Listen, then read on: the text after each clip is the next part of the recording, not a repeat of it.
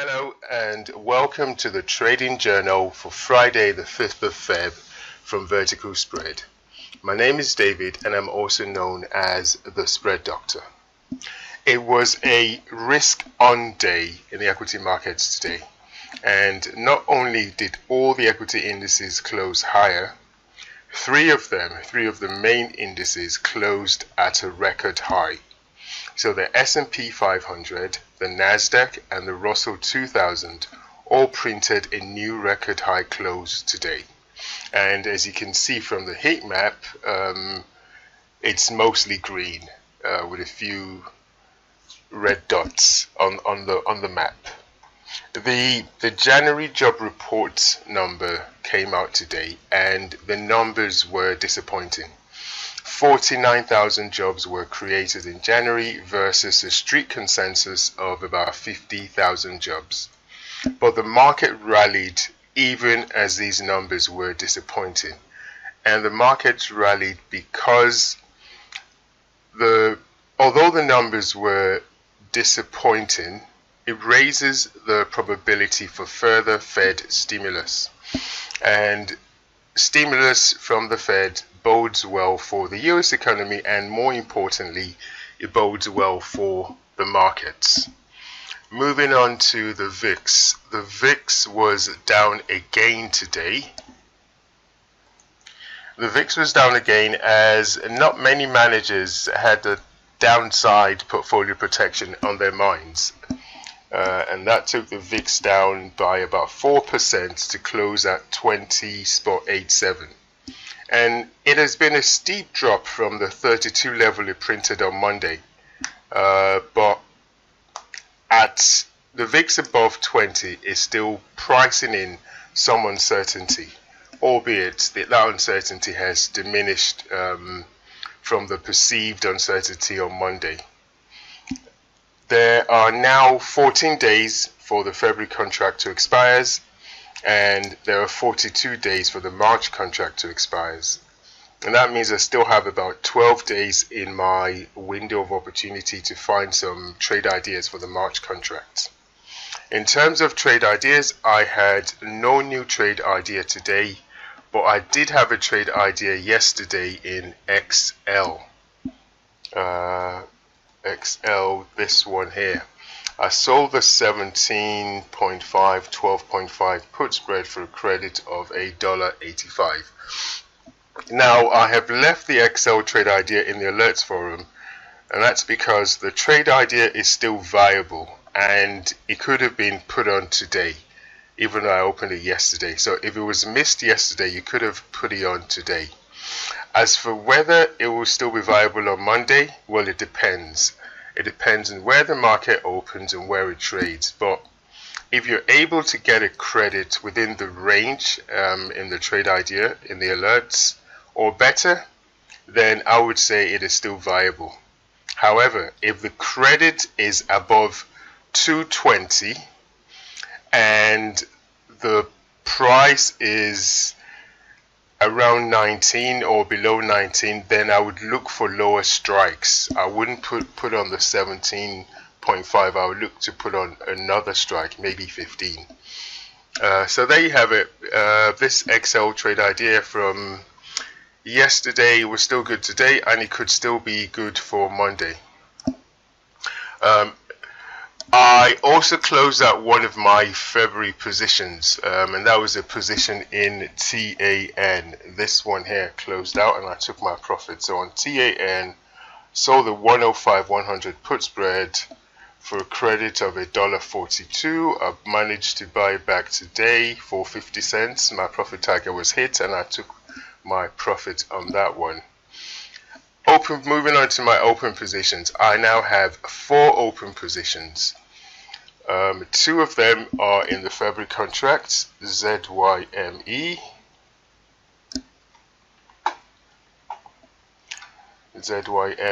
and FOLD.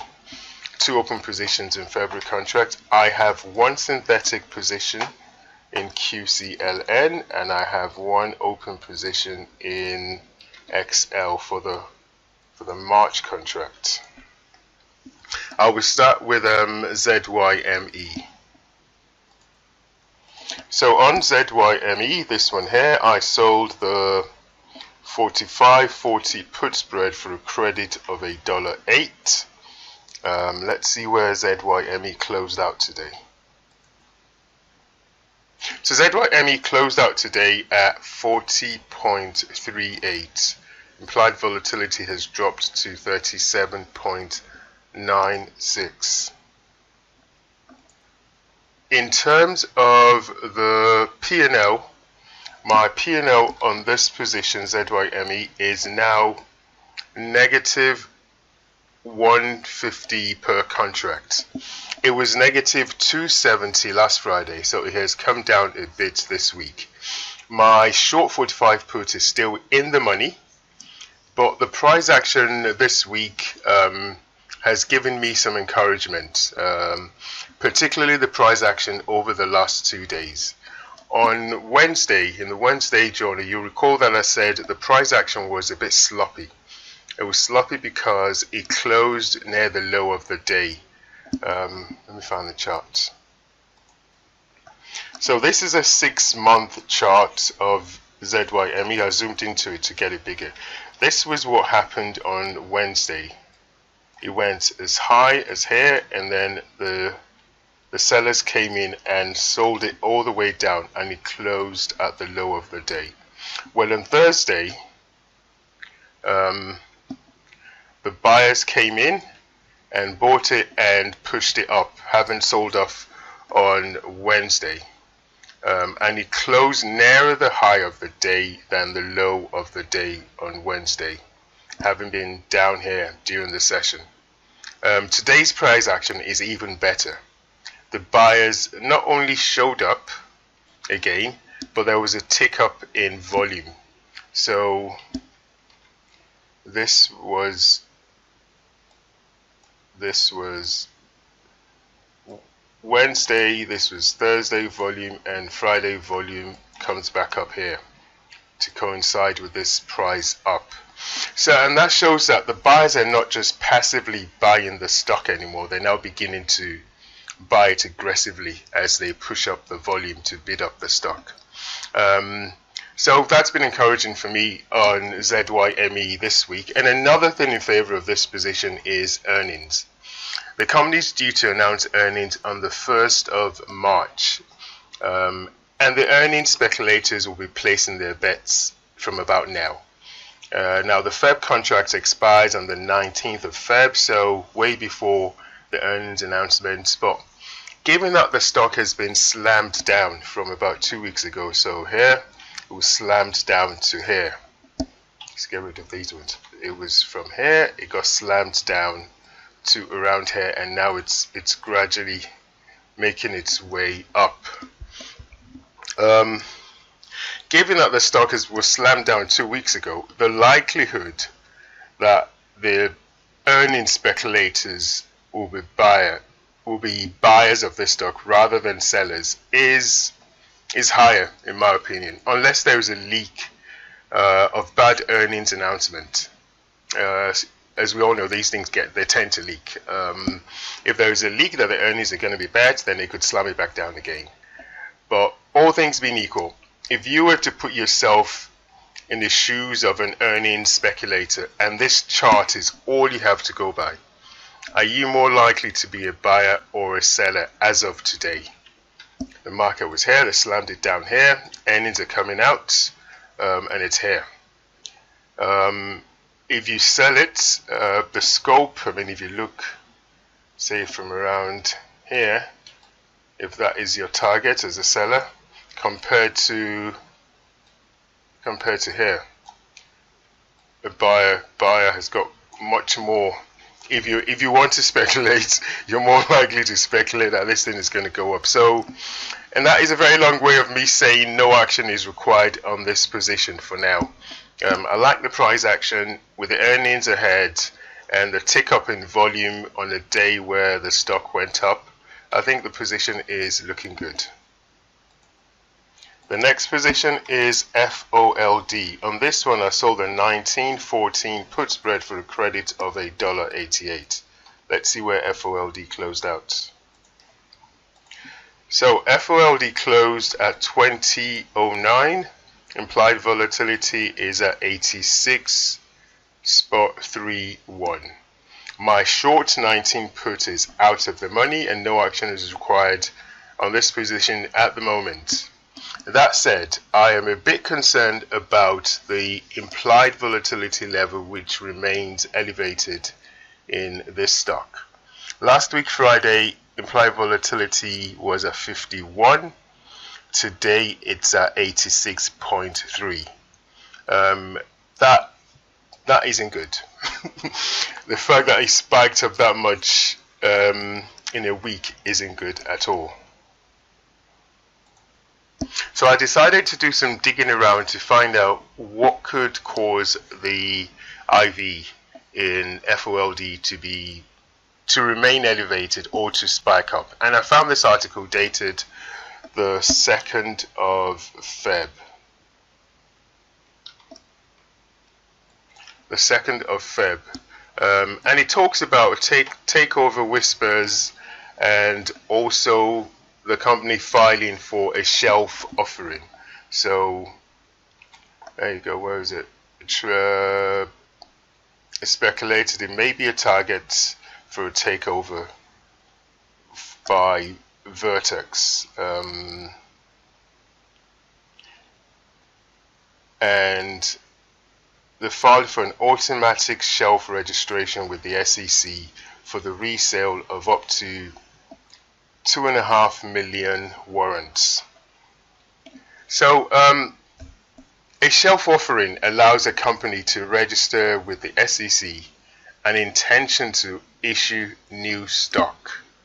And the difference between a shelf offering and, say, a rights issue is that with a shelf offering, the company do not have to issue all the new shares at once. They can spread it out over time. So they don't need to set a date. With a rights issue, you set a date. Okay, next week I want to issue 5 million additional shares, and you know, your investment banker, whoever the underwriter is, will sell the shares for you in the market. When it comes to a shelf offering, they just need to notify the exchange that we intend to sell more shares into the market. However, we are not going to set a date as of when we need to sell them. So, and we all know that a new issue or newly issued shares will dilute the existing holding. And that usually, but not always, it usually causes the stock to trade downwards to absorb the new shares in the market. However, given that no date has been set, and it's unlikely this will happen before earnings. Earnings is due on the 1st of March. Normally, the way these things happen, you have earnings announcement. If the numbers are good, you push more shares into the market, and the good news would help push up the price, and then you'll be able to sell more shares into the market. So there is no specific banner event here, given that the price action, there's no specific banner event here, and I'm inclined to give this position more time for theta decay to erode the premium. I may decide to pull the plug by next Friday, but I'll keep you posted via the alert system. I just thought to let you know this is why I think IV has remained elevated, or why IV has spiked up in this stock. They've got a shelf offering, and there are rumors about them being a target for a takeover. So I'm going to hold on to this for a bit longer, wait for theta decay to erode the premium, because I don't see anything imminent happening yet. So the next position is a synthetic QCLN. I didn't get filled on QCLN. It was selling the 77.72 put spread for credit of $1.55, and the target was set at 55 cents. Let's see where QCLN closed out today. So QCLN closed out at 84.58. up another 43 cents, implied volatility 68. So the short 77 put is out of the money. I have no position in this spread, so in order for me to work out the P&L, I'm going to do a rough mark to market of the position and see where the mid price would have closed. So QCLN, if I go to the trade tab, and it was the February contract, it was selling the 77 and buying the 72. And the mid price mark to market is 0.57. And that works out P&L of around $98 per contract. Actually, before I do that, hold on. The P&L on FOLD works out at positive P&L of $25.50 per contract. I'm showing a P&L here of 204, but I've got 8 contracts, so that works out $25.50 per contract. I'll go back to my QCLN. So on the QCLN, the credit received was $1.55. The mid price as at today is 57 cents. So that works out a positive P&L of $98 per contract. With the mid price at 0.57, the target was 0.55, and it may well have been filled during the week.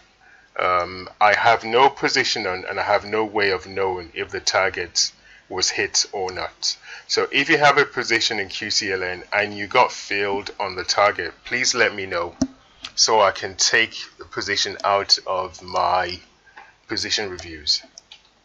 And moving on to the last position, which is one I put on yesterday in XL. XL, I was selling the 17.5, 12.5 put spread for a credit of $1.85. XL closed at $20.08. My short 17.5 put is currently out of the money. Next week Friday would be the end of week 1, and I'll review the P&L then. I'm not going to review the P&L today. It's only been open for 1 day. But my short 17.5 put is out of the money, no action required. And like I said earlier, if anyone missed out this trade idea, you should still be able to put it, well, you could have put it on today, on Monday, see if you can get a credit within the range that I specified in the trade idea. You might still be able to put it on. And that moves me on to my watch list.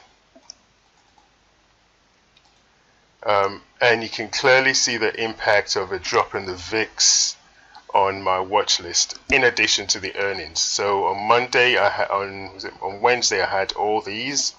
Today, I've only got 4, and that is largely to do with the drop in implied volatility. The VIX was 22.91 on Wednesday. Today it's gone to 20.87. Throw in the earnings calendar, and then we just get fewer candidates to sell spreads on. So I'll go through them. QCLN being the first one.